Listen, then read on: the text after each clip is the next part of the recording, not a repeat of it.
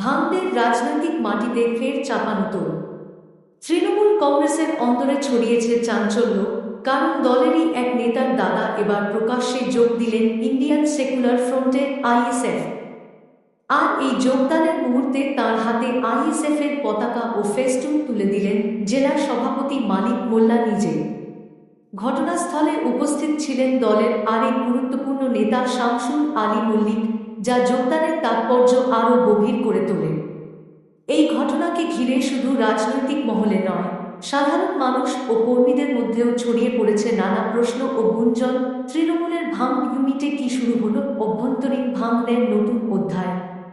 ভাঙড়ে তৃণমূল নেতার দাদার আইএসএফে যোগ, ফেস্টুন তুলে দিলেন মানিক মোল্লা, তৃণমূলে চাঞ্চল্য। ভাঙ, দক্ষিণ ২৪ পরগনা।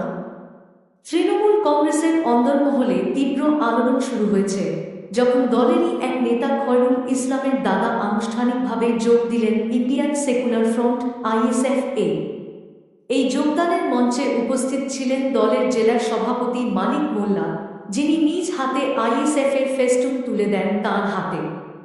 এই অনুষ্ঠানে উপস্থিত ছিলেন আইএসএফের অন্যতম জনপ্রিয় মুখ নেতা শামসুল আলী মল্লিক, যিনি নতুন সদস্যকে দলের আদর্শ ও ভবিষ্যৎ লড়াইয়ের উদ্দেশ্য নিয়ে অনুপ্রাণিত করেন। তৃণমূল শিবিরে চাঞ্চল্য। যে ব্যক্তি এতদিন তৃণমূল নেতা খয়রুল ইসলামের দাদা হিসেবেই পরিচিত ছিলেন এবং বিধায়ক শওকত মোল্লার খুব ঘনিষ্ঠ বলে পরিচিত, তিনি হঠাৎ আইএসএফে যোগ দেওয়ায় তৃণমূল কংগ্রেসের অন্তরে বিশাল জল্পনার সৃষ্টি হয়েছে। স্থানীয় তৃণমূল কর্মীদের অনেকেই বলছেন, পরিবারেরই কেউ যদি দল ছেড়ে চলে যায় তাহলে এটা বড় বার্তা বহন করে। অনুষ্ঠানের বৈশিষ্ট্য: দলের পতাকা ও ফেস্টুন হাতে তুলে দেন মানিক মোল্লা।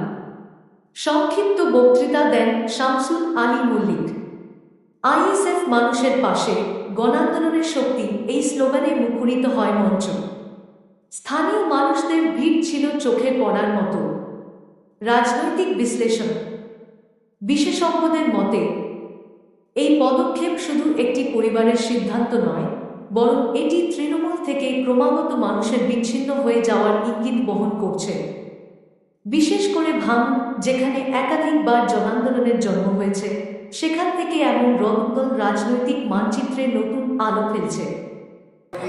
মানিক মোল্লার মাধ্যমে আমরা এই পতাকা তুলে দিলাম। আজ থেকে আমাদের দলের সদস্য হিসেবে আমরা এদেরকে গ্রহণ করলাম। সচেতন মানুষ, বিবেকবান মানুষ কোনোদিন তৃণমূলে থাকতে পারে নাই।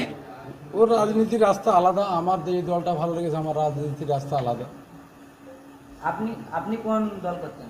এখন আইএসএফ করছি, আইএসএফে জয়েন দিচ্ছি। আজকে তৃণমূল কংগ্রেস করতাম। আমার ইচ্ছা হয়েছে, দল ভালো লেগেছে, দলের কাজ কারবার ভালো লেগেছে, এই জন্য এসেছি।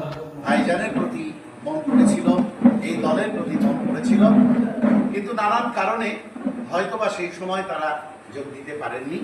কিন্তু এই মুহূর্তে তাদের মনে হয়েছে যে দলের হাতকে শক্তিশালী করা দরকার, নওশাদ সিদ্দিকী ভাইজানের হাতকে শক্তিশালী করা দরকার।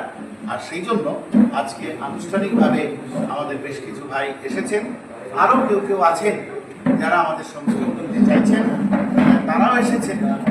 কিন্তু সবার পক্ষে আমি এখন আমাদের আশরাফ আলী মোল্লা, এই ভাইয়ের নাম আলাউদ্দিন মোল্লা আর আফতাবউদ্দিন মোল্লা, আনুষ্ঠানিকভাবে সবার পক্ষে এই তিন ভাইয়ের হাতে আমাদের জেলা সভাপতি মানিক মোল্লার মাধ্যমে আমরা এই পতাকা তুলে দিলাম। আজ থেকে আমাদের দলের সদস্য হিসেবে আমরা এদেরকে গ্রহণ করলাম।